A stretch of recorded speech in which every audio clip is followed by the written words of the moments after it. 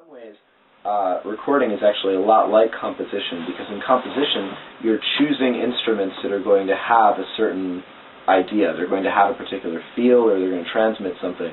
So the job of the producer is much like composing, in the sense that you're choosing things and choosing when to display them. Mm-hmm. And then sometimes you might say, and this is the same thing that a composer might do. Alright, I want to have the guitars playing in this section, but not in this other section that sounds almost exactly the same. And a composer might do the same thing. It's, okay, I want to have the French horn playing this one part over this one motif. And then in the next time that motif comes up, they might not want to have the French horns playing it. So it's all about the instrumentation, the orchestration of it, and which instruments you're having play, which voices you're having sound at which particular times. Definitely also, changes the feel. So like, you can slow it all down, and it's exactly like Miles said, obviously in a different context, but, when you improv a song, you're basically composing a song right then and there without a piece of paper and a pencil. But if you're composing a song, it's basically like you're improvising, because you're pulling these ideas out of your head from nowhere and putting them down on paper, thinking, oh, this might sound cool. Then you play it and that doesn't sound so cool, so you improv another thing onto the paper. So for some people, their technique for finding financial success, finding financial sustainability, is the performance aspect of it. So some people really diversify what they play and learn as many different styles as possible so that they can be marketable. For you, you've actually found your creative input in making a product and being able to present that accurately. Exactly. And having it, so that you can hear every portion of it, not necessarily equally, but distinctly. It has its own place. And whether that's done with, reverb or delay effects, or if it's done with panning effects, or if it's done with the actual, how loud it's mixed in with the other instruments, it has its own little place, so it shines out in its own little way. Even if it's the quietest thing in the mix, you can still hear it. It's still got a little place. It's not being buried.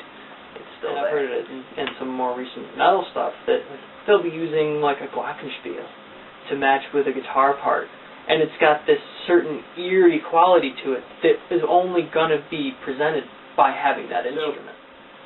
At Pulsar, you also work with a network of musicians that come in and work with you on particular recordings or for consultation to talk about the ideas. Exactly. Kind of kept track of all the musicians I've ever known. I keep a little list based, and it's organized by their instrument.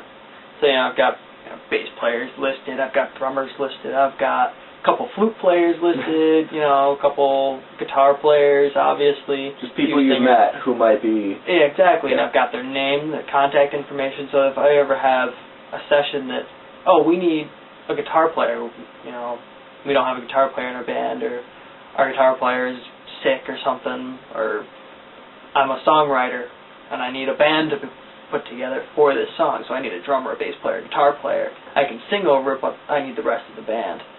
I can call some of these people and actually even, put in what kind of styles they're, mostly known for playing. So I might have, Carl Thomas is a drummer I know, and I'd have him written down for being like funk and jazz and like he even does like really good rock stuff.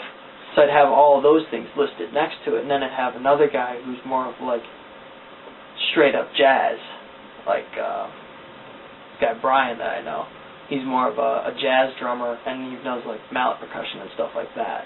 So if I need somebody that's more of a traditional jazz drummer, I might call Brian. But if I've got somebody who's doing more of like a louder funk jazz kind of thing, I might call Carl. So that's all valid information to have. So how often do you see these musicians being niche players? Like, how often do you see a musician playing one style versus people that are very multi-layered, that play a lot of different things? Well, there's advantages to both. The nice thing about having those niche players is they're really, really good at what they do, and they've got a certain feel to it. They hit their drums a certain way, or they've got their guitar set up a certain way, or they dig into their bass a certain way, per style. Like differences between John and Adrian. John is a much louder, much more aggressive bass player. He digs into his instrument, whereas Adrian kind of dances around his notes, which they're both very good players, and they're both very interesting, but it's one is going to be more appropriate to one thing than the other. But then you get these guys who are more diverse, and they can, slip in and out of different things and make the song maybe flow better than somebody who's more of a niche player, because they've got these little ideas coming from different genres and different styles that, I'm going to use this little, funk thing to get from this one part to this other part, but I'm playing a metal song. You might want to record it in a bathroom rather than in a dry room to have a certain, sound to it, or a certain echo or a certain glassy quality to it. A song, it's called Northern Passage or something like that. It's just listening to it, you feel like it's cold and dark and clear, not a cloud in the sky, maybe some wisp going over the moon or something, but it feels cold just by the sound because it's really glassy. How often do you look at what they're doing and make suggestions like that? Anytime it comes into my head. There was a recent project I was doing that I heard the voice on the singer, and I got this kind of megaphony filter kind of idea in my head to kind of mix into it. Making a mental association with the idea of a bullhorn and placing that in the context of a song so that you can draw on that. And that's something that I like to do a lot, is I like to create imagery when I'm listening to a song to kind of steer me in the direction of how I'm going to mix it or how I'm going to affect the particular performance. Like I said, with that one particular song, that it sounds like it's winter, it's cold. That's something that's portrayed because of how it sounds. It's got this glassy, icy kind of quality to it.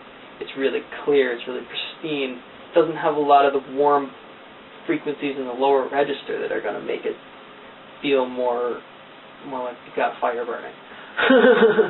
It's kind of strange to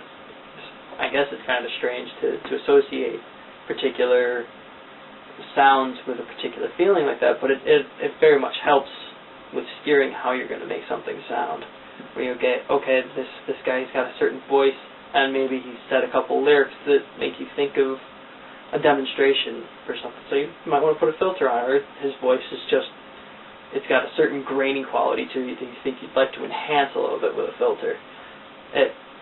Those are just feelings that you get that if you've got that, you should present it to the artist and see what they think, or just do it and see how they react to it. Because that's the other thing.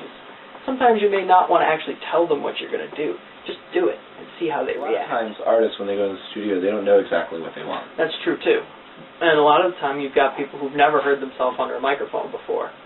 So anything you do will blow them away, which is kind of fun to some extent, but it's also kind of a disadvantage because you have to just get it down and mix it so it's even, but you can't really focus on the performance as much or how it's presented as much because they're not as experienced with it.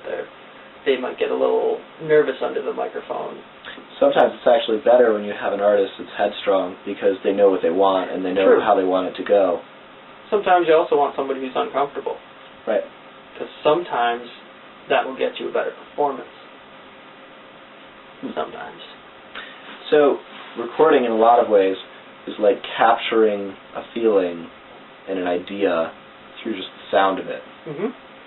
And trying to paint an image through sounds. Thank you, sir. That's what I do.